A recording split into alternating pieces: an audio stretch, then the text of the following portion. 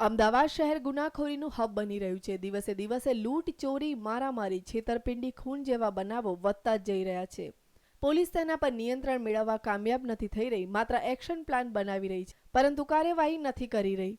ગુનેગારોમાં પોલીસનો ડર દૂર થઈ રહ્યો છે। નાની બાબતમાં ખૂન થઈ રહ્યા છે। આજે સવારે વટવા વિસ્તારમાં આવેલી શાહીન સોસાયટીમાં રહેતા સલીમભાઈ અને તેનો પરિવાર ઘરે હતા ત્યારે અચાનક જ બે બાઇક સવાર ઘરમાં ઘૂસી મારામારી ચાલુ કરી હતી અને ચપ્પા વડે હુમલો કર્યો હતો, જેથી પરિવારની એક મહિલા સહિત 3 જણ ઘાયલ થયા હતા અને સલીમભાઈને પણ વધારે ઈજા થતા 108 દ્વારા મણિનગરની ખાનગી હોસ્પિટલમાં ખસેડવામાં આવ્યા હતા, જ્યાં સલીમભાઈને મૃત જાહેર કરાયા હતા અને અન્ય 3 ગંભીર રીતે ઘવાયા છે।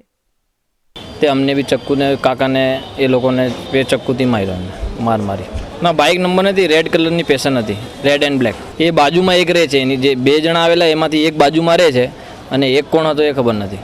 ઈજા પહોંચી છે 4 જણાને, એ મારા કાકા છે।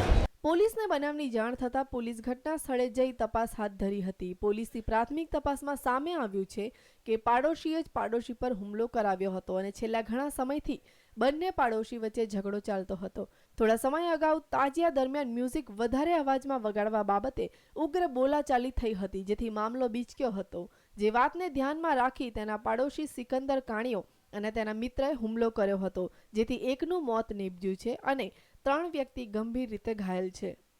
હાલ પોલીસે ખૂન અને ખૂનની કોશિશનો ગુનો દાખલ કરી તપાસ હાથ ધરી છે અને આરોપીઓને પકડવા ચક્રો ગતિમાન કર્યા છે।